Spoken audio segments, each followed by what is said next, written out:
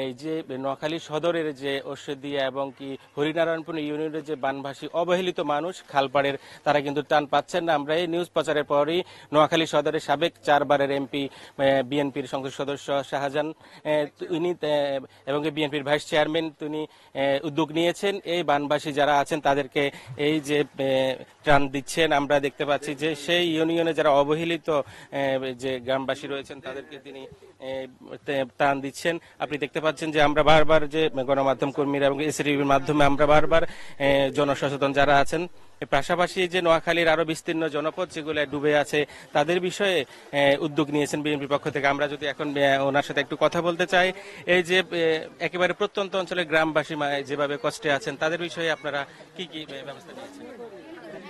প্রত্যন্ত অঞ্চলে একটা কথা বলতে গেলে আসলে আমাদের সমগ্র নোয়াখালী, আমার এটা সদর উপজেলা, কিন্তু আমি আমার উপজেলার কথা বলবো না, সমগ্র নোয়াখালী, বৃহত্তর নোয়াখালী আজকে পানিতে পানিবন্দী এবং মানুষ ঘর বাড়িতে থাকার কোনো অবস্থা নেই। আমরা এখানেও তাদের বাড়িতে আসি, তাদেরকে লিফট দিচ্ছি, যেহেতু তারা পানির মধ্যে থেকে বেরো হতে পারছে না, ঘরেও থাকা সম্ভব নয়, কিন্তু অনেক লোক আশ্রয় নিয়েছে, সেখানেও আমরা আমাদের ত্রাণ কার্য আমরা পরিচালনা করছি। এবং আমাদের যে ত্রাণটা আমরা দিচ্ছি সে ত্রাণটার সাথে কিন্তু সরকারের কোনো সম্পর্ক নেই। পুরা ত্রাণটা কিন্তু আমাদের দলীয় নেতা কর্মীদের অনুদানে। যে আজকে যে ত্রাণটা দিচ্ছি এই ত্রাণটা আমাদের বিএনপির জেলা সাংগঠনিক সম্পাদক শহীদুল ইসলাম কিরণ সে ব্যবস্থা করছে, আমরা আসি এখানে দিচ্ছি। এভাবে বিভিন্ন জায়গাতে বিভিন্ন লোকজন ব্যবস্থা করছে। আর আমরা নিজের থেকে মানে অর্থাৎ এক কথা বলতে গেলে এটা একেবারে দলীয় নেতা কর্মীদের তাদের ক্ষুদ্র ক্ষুদ্র প্রচেষ্টার ফসল হলেও আজকে বিস্তীর্ণ এলাকা আমরা ত্রাণ কাজ করতেছি।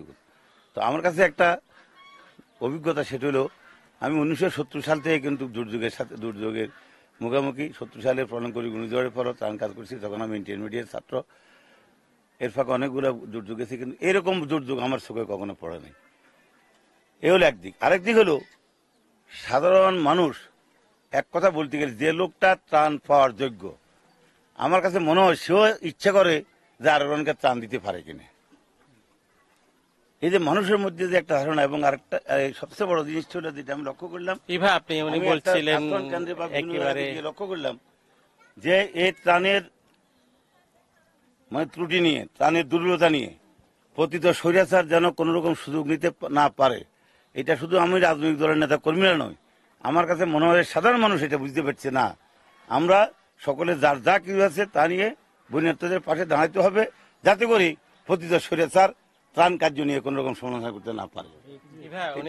বলছিলেন যে যেন কোন ষড়যন্ত্র যেন বাংলাদেশকে কোন নিমজ্জিত করতে না পারে, কারো ষড়যন্ত্রে বাংলাদেশ কিন্তু পিছিয়ে থাকবে না, বাংলাদেশ এগিয়ে যাবে। জাতীয়তাবাদী দল বিএনপি জনগণের সাথে আছেন, বাংলাদেশ আর পিছিয়ে থাকবে না।